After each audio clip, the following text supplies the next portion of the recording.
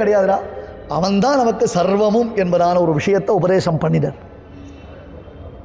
அந்த சமயத்தில் பீஷ்மாச்சாரியராலே சொல்லப்பட்டதான இந்த சகஸ்ரநாமம் எல்லா விதத்திலும் சிறப்பு வாய்ந்ததாக இருக்கு. எல்லோருக்கும் சகலவிதமான பலன்களையும் அளிக்கக்கூடியதாக இருக்கு. இதில் அவதாரங்கள் வர்ணிக்கிறார். ஒன்றுமில்லை, ரொம்ப கிரிட்டிக்கலான ஒரு சுச்சுவேஷனில் ஒருத்தர் இருக்கார் அப்படின்னா பட்டர் சாதித்தார், பராசர பட்டர் 16 திருநாமத்தை சொல்லுன்னு.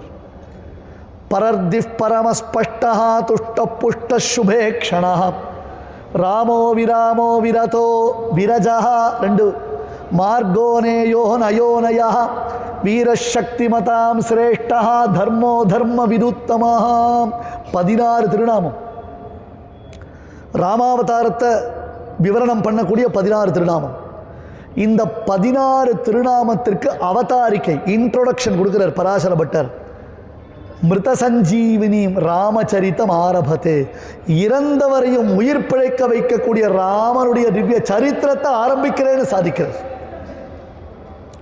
மிருத சஞ்சீவினி, அது இறந்தவர்களை உயிர் பிழைக்க வைக்கக்கூடிய ராமனுடைய சரித்திரம். அது அந்த சரித்திரத்தை நான் சொல்ல போறேன்னு ஆரம்பிக்கிறேன். அமிருத்யு சர்வதிருக் சிம்மா சந்தாதா சந்திமான் ஸ்திரா.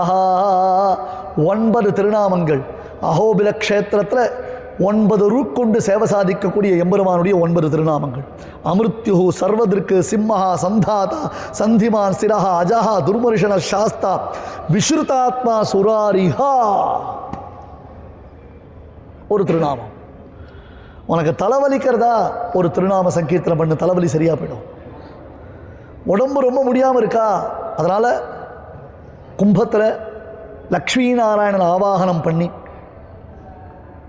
தியான ஸ்லோகங்களை சொல்லி சஹஸ்ரநாமத்தை பூரணமாக பாராயணம் பண்ணி அபாமார்க்க ஸ்தோத்திரத்தை பாராயணம் பண்ணி அந்த தீர்த்தத்தை அவளுக்கு பிராசனத்துக்கு கொடுத்தா, அவளுக்கு புரோக்ஷணம் பண்ணினா சகல வியாதி நிவர்த்தி ஆகும். சகல வியாதி நிவர்த்தி ஆகும். கைமேல் கண்ட பலன்களாக ஸ்ரீ விஷ்ணு சகஸ்ரநாமம் சொல்லப்பட்டிருக்கு. வெறும் சந்தியாந்தம் பண்ணிட்டு உட்காந்து கடப்பட கடப்பட கடப்பட கடப்பட கடப்பட அப்படி சகஸ்ரநாமம் சொல்கிறது அர்த்தம் இல்லை.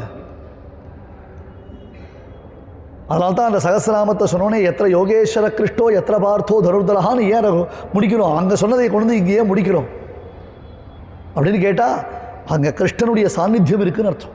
எங்கே சகஸ்ரநாமம் சொல்கிறோமோ அங்கே கிருஷ்ணன் தான் உட்கார்ந்து ஸ்ரீ விஷ்ணு சகஸ்ரநாமத்தை தானே கேட்கறான்.